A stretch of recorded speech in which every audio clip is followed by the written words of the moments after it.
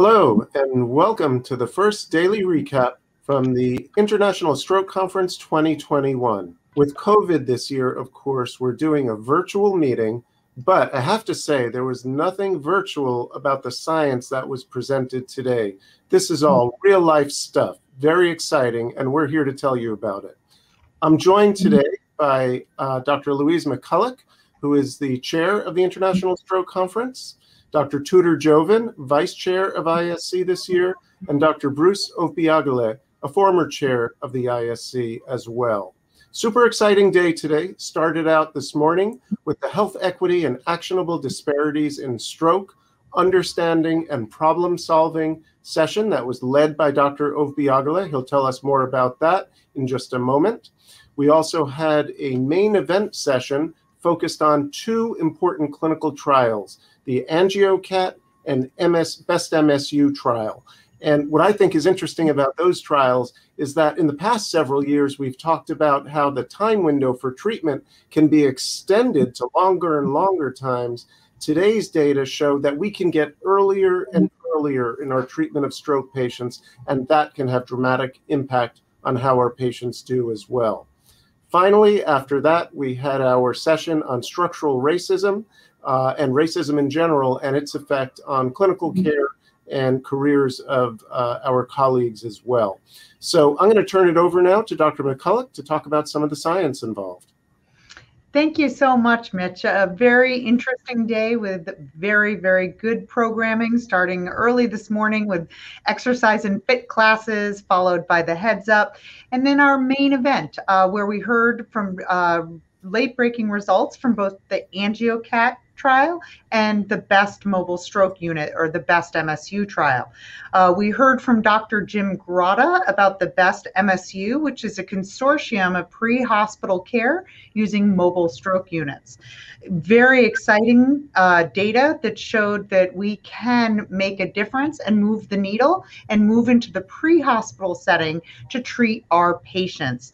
33% of patients received TPA within the golden hour in the mobile stroke unit versus only 3% that came through the ER. That is getting a drug into the patient quicker, and that correlated with less clots found actually in large vessels, probably because the TPA is getting administered ultra early and can recanalize vessels. That actually, importantly for our patients, translated into better outcomes. So clearly moving our treatment to the patient rather than moving the patient to the treatment is a viable option to improve stroke care. And then what happens to the patient when they get to the hospital? Very importantly, same thing, time is brain. Tudor, why don't you tell us a little bit about the ANGIO-CAT trial? Yes, thank you, Louise. So along the same lines of time is brain and improvements in workflow translate into better outcomes for our patients. This time, this is an intra-hospital workflow. The study, a randomized controlled study conducted at one single center, Hospital Vall d'Hebron in Barcelona, a large volume endovascular center, as randomized patients with suspected large vessel occlusion presenting in the early time window to either the conventional route undergoing CT, CTA, and depending on the indication, CT perfusion as well in a conventional scanner, or going directly following pre-hospital alert to the angiography suite where patients would undergo a flat panel CT performed in the angiography suite, and if eligible, would also receive intravenous TPA based on the results of this flat panel. And not surprisingly, when patients go directly to the angio suite, Dr. Requena, the presenting author, and his colleagues have found that this paradigm leads to almost 30-minute reduction in door-to-reperfusion time, which in turn leads to better outcomes for these patients. So again, very exciting workflow-related randomized trial results. I'm happy to talk about stroke equity. It was a great day for stroke equity.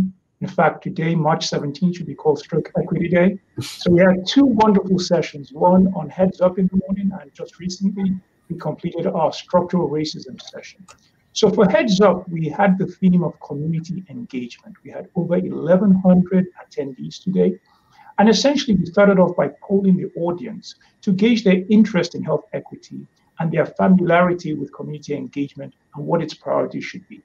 What we found was that 87% of the audience had never participated as an investigator or a co-investigator in community engaged stroke research, which means there's a lot of room for us to provide offerings like this in future years.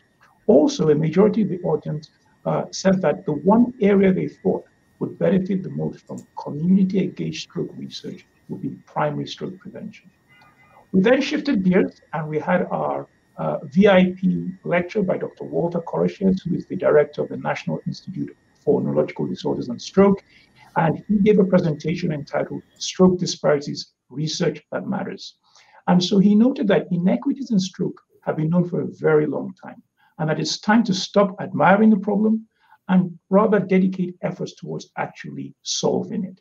He noted that while 31% of research funded by NIH is related to minority health or disparities, only 4% of NIH funding is actually dedicated towards randomized trials to prevent inequities.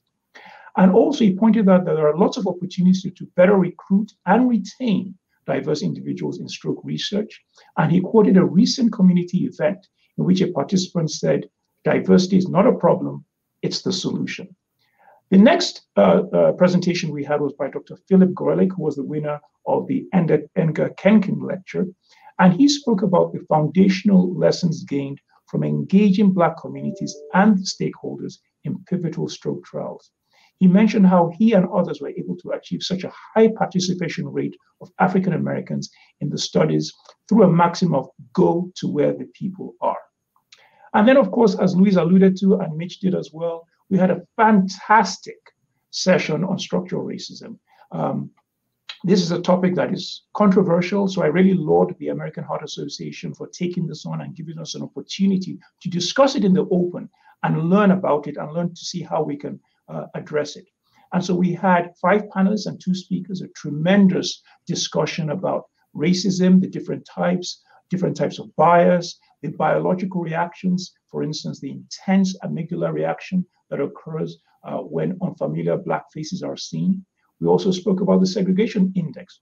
Unfortunately, segregation has really not improved over the years, and you still have a high index in 60% of the cities in the US. The big theme that ran across all the presentations and all the panelist discussions was the issue of providers not just focusing on their care or the health system, but going beyond to think about the social issues that affect health and lead to all these inequities in the first place. We heard about inclusive excellence, trying to create policies and practices that prioritize the utilization of resources to try and bridge equity. We also heard about various principles, the 3D framework, focusing on determinants, disparities, and diversity. And we also heard about principles for providers themselves to try and address inequities in their own practice. All told, it was a fantastic session, and I hope all of you who didn't get to see it or participate get to see it later on. Thank you. Thank you so much, and we look forward to some really exciting programming on Thursday and Friday. Thank you.